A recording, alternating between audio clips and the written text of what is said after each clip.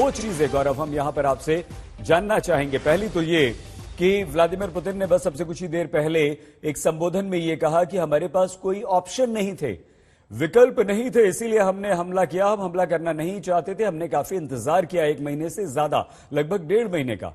और उधर राष्ट्रपति जो बाइडेन क्या आज सैन्य मदद या रूस के खिलाफ अपनी सेनाओं को लेकर खड़े हो सकते हैं, ऐसा कुछ हम सोच सकते हैं या नहीं?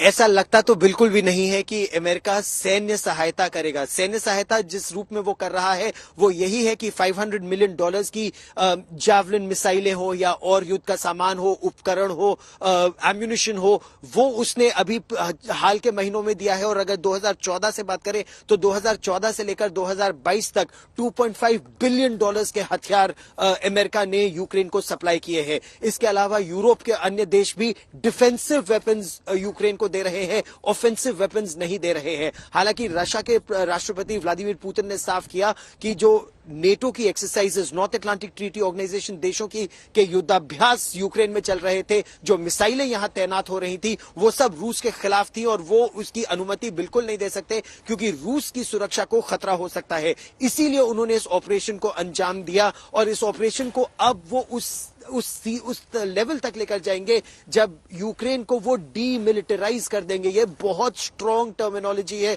बहुत कठोर शब्द है जो रूस के राष्ट्रपति व्लादिमीर पुतिन ने जिन शब्दों का इस्तेमाल किया कि वो सैन्य शक्ति खत्म कर देंगे यूक्रेन की। और ऐसा करने की शक्ति और क्षमता, वो उसका प्रदर्शन वो सीधे तौर पर कर रहे हैं जब 8-8 हेलीकॉप्टर रूस के कीव में लैंड करते हैं और कीव के सबसे महत्वपूर्ण, एक बहुत महत्वपूर्ण अहम एयरबेस को वो अपने कब्जे में ले लेते हैं। जब गौरव, आपकी हम पूरी बात सुने उससे पहले एक महत्वपूर्ण तस्वीर हम आपको दिखा रहे हैं। ये दो जो तस्वीर आई हैं, ये प्रधानमंत्री नरेंद्र मोदी ने रूस के राष्ट्रपति व्लादिमीर पुतिन से जो अब से कुछ देर पहले बातचीत की है, 25 मिनट तक ये बातचीत हुई है। अपनी बात पूरी कीजिए गौरव।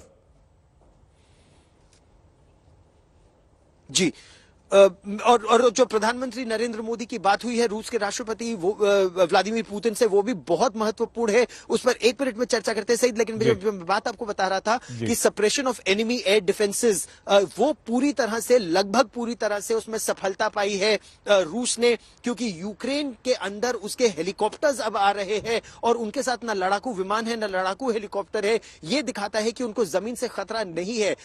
कई मेंबर्स ऑफ पार्लियामेंट यूक्रेन के जिनसे आज तक की सीधे बात हुई है, उन्होंने ऑन कैमरा, ऑन रिकॉर्ड बोला कि हमको नेटो से या यूरोप से या अमेरिका से जो मदद चाहिए वो एयर डिफेंस में चाहिए, क्योंकि हमारा एयर डिफेंस बहुत कमजोर है और इसी का फायदा रूस ने आज उठाया है।